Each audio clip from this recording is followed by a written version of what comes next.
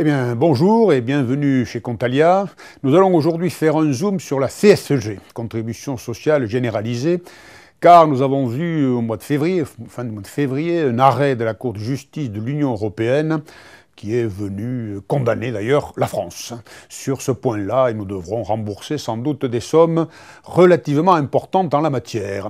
Oui, je rappelle d'abord les faits qui ont donné lieu à cet arrêt. En réalité, il s'agissait de l'application d'une loi française du mois d'août 2012, et au terme de cette loi, on nous disait que les non-résidents de France qui avaient réalisé en France des plus-values immobilières ou qui encaissaient en France des loyers étaient passibles de la CSG, c'est-à-dire des 15,5% de prélèvements sociaux.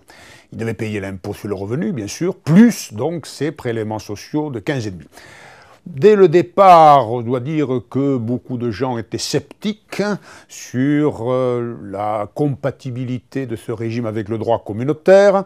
Donc, évidemment, des recours ont été faits devant la Cour de Luxembourg, et la Cour de Luxembourg a donc donné tort à l'État français, alors pour les motifs suivants. Alors, la Cour, dans son arrêt, je vous l'ai dit, de la fin février, reprend en fait une motivation qu'elle avait déjà utilisée il y a quelques années, à propos de la CSG d'ailleurs, mais concernant les revenus d'activité ou les revenus de remplacement.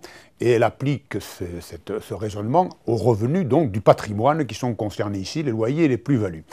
Or, quel est le raisonnement? Le raisonnement, c'est de dire que la CSG est effectivement affectée au financement de la protection sociale.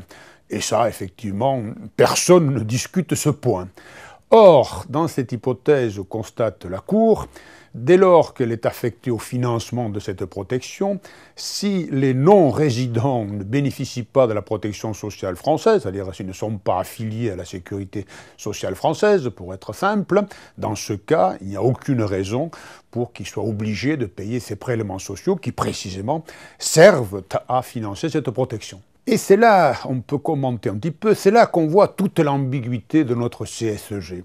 Vous savez que notre CSG est un animal fiscal difficile à déterminer, difficile à définir. En fait, toute la question tourne autour de cela.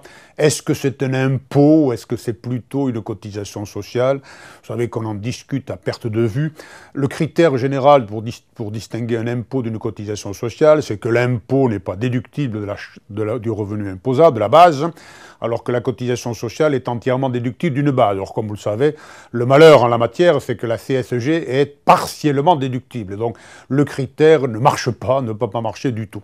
Alors, si ça avait été un impôt, là, les non-résidents auraient dû le payer, puisqu'ils paient déjà l'impôt sur le revenu, mais comme, justement, ce n'est pas considéré comme un véritable impôt, c'est pour ça que la Cour nous donne tort. Alors finalement, en conclusion, faisons un peu le point de la situation fiscale de ces non-résidents qui perçoivent, par exemple, en France, une plus-value immobilière.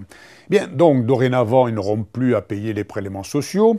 Alors, il se trouve que ceux qui ont dû les payer pourront présenter une réclamation, bien sûr, pour en obtenir la restitution.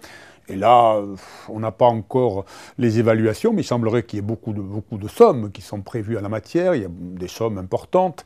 Mais rappelons quand même ici, pour conclure sur ce point, rappelons la disposition de la loi de finances dernière. Vous voyez, les plus-values immobilières qui sont réalisées par des non-résidents sont soumises à l'impôt sur le revenu au taux de 19%, c'est-à-dire au même taux que celui applicable aux résidents. Alors qu'autrefois, je vous rappelle, autrefois avant la loi de finances, on disait que les non-résidents de l'Union européenne devaient acquitter un impôt qui était égal au tiers.